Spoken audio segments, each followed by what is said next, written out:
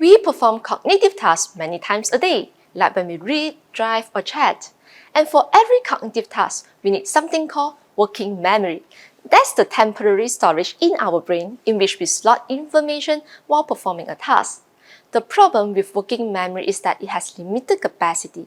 When it's filled, we cannot accept new information until we transfer it to long-term memory. Unfortunately, there is no way to increase the capacity of working memory. But the good news is that we can train it to process and keep information more effectively. For example, we remember a handful number better by chunking the 10 digits into 3 groups. Another method is a repetition of tasks, which helps the brain process and transfer information quickly. There are commercial memory training apps already in the market, but they are expensive, pretty intensive, and limited to digits and shapes. So I developed something different, a fun music-based mobile app. My app does many things, but I will highlight a feature designed to boost the use of chunking and repetition. There is a visual game where players have to listen and look at the lit-up music notes on a virtual keyboard, then recall and play them forwards and backwards in the correct sequence. It's similar to remembering a handful number, just that the app uses music notes. When the players repeat their efforts, the repetition effect occurs and their working memory improves. To test my app, I put 60 children into 2 groups.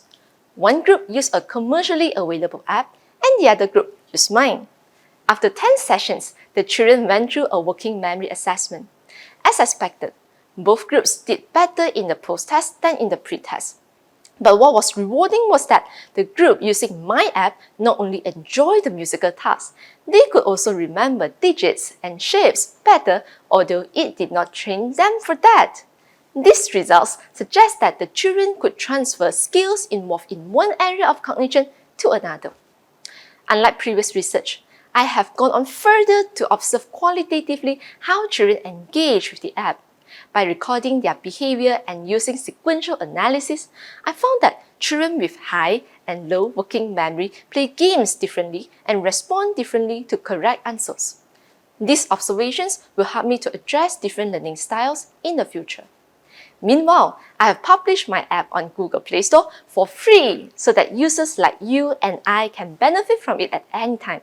I hear that it's getting used more and more, and that is music to my ears.